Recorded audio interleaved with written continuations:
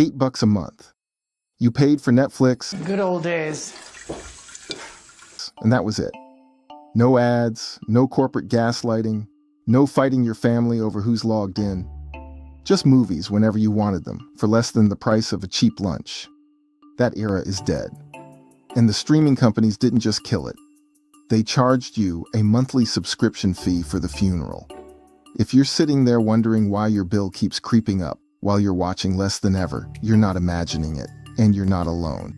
Today, you need Netflix for the prestige shows, Disney Plus for Marvel, Max for HBO, Hulu for whatever Disney owns this week, and Peacock if you actually care about live sports. This is some bull crap. Stack them up, and you're blowing past $90 a month before you've even watched a single thing.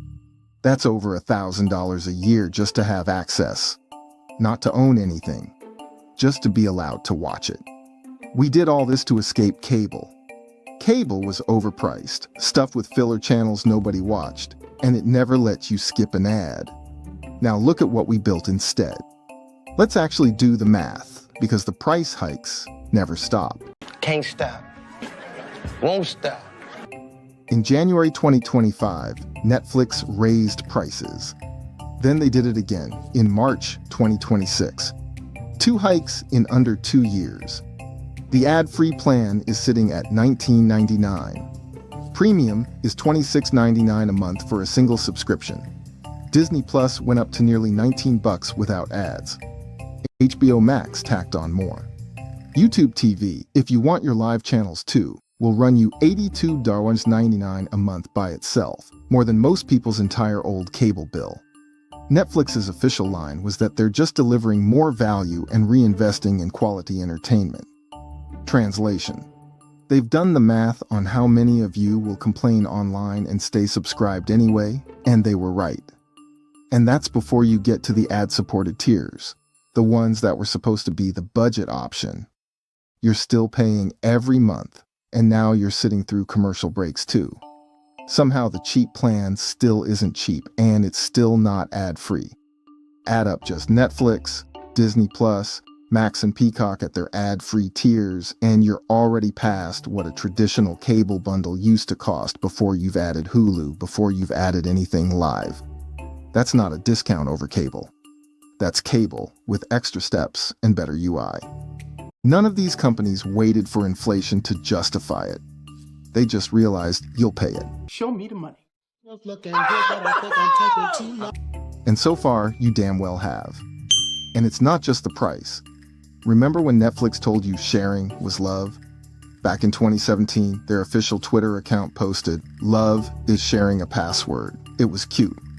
It was relatable. Families shared one login for years, and nobody thought twice about it. Then Netflix lost 1 million subscribers in a single quarter, panicked, and quietly flipped the script. By 2023, sharing that password was treated like Grand Theft Auto. Suddenly, you needed to prove you lived under the same roof or pay an extra fee for the privilege of sharing what they used to celebrate.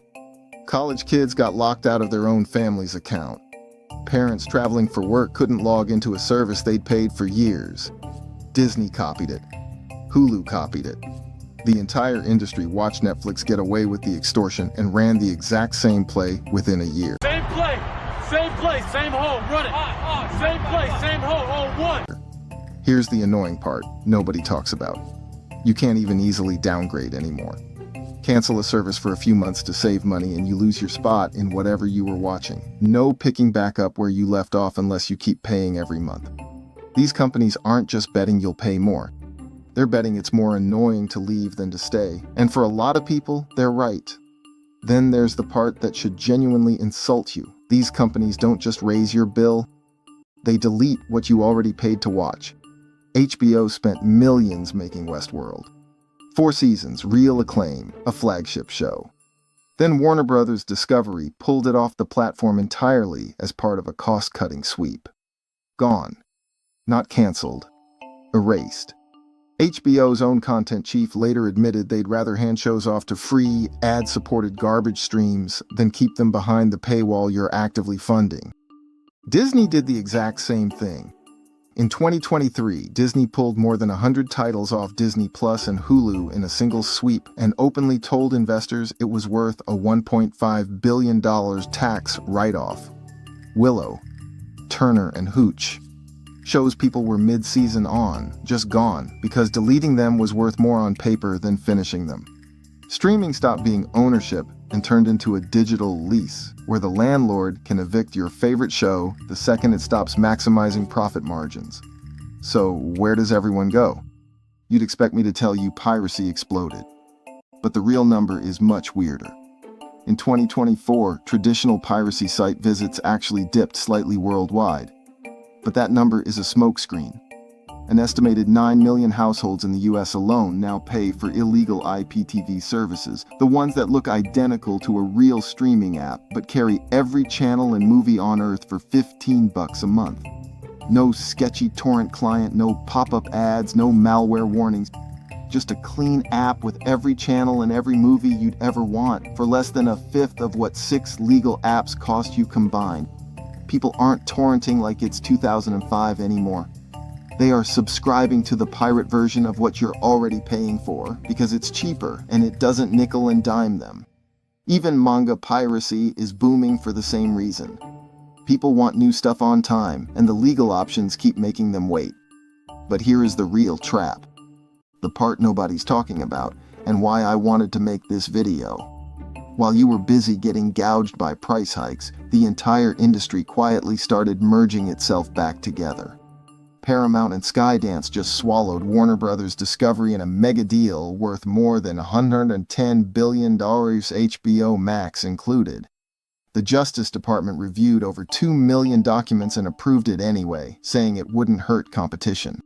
Over 1,000 entertainment industry professionals had signed a letter warning it would concentrate an already controlled industry into even fewer hands. The government approved it anyway. HBO Max and Paramount Plus are being combined into a single service. Disney is folding Hulu completely into Disney Plus this year, and Disney and Warner Bros. Discovery already launched a combined mega bundle Disney Plus, Hulu, and Max together for under $30 a month. And they'll spin it as bringing you more content in one place, more convenience, more value. Do you smell that? Yeah, that's BS. It's the same script cable companies used 30 years ago to justify bundling channels nobody watched into every package. New wrapper, same play. Netflix won. They have over 325 million subscribers worldwide, and nobody else is close. Every other studio realized they couldn't beat them alone, so they're buying each other up just to survive. Don't let them fool you into thinking this is a favor. They aren't undoing fragmentation to save you money. Fragmentation was never a mistake. It was a phase. The plan was always to split you across a dozen apps, squeeze you dry, and merge the survivors back into a monopoly once everyone else bled out. You didn't cancel cable to get away from corporate greed. You just handed them the blueprint to build a shinier version of it, and now they're building it right in front of you. If you're tired of watching your bill go up every few months while getting less for it, you're exactly who this channel is for. If you want to keep tracking the actual corporate playbook behind stuff like this instead of just drowning in a sea of endless price hikes, hit subscribe right now. This channel doesn't grow by accident. Take 2 seconds, hit the button, and I'll see you in the next one.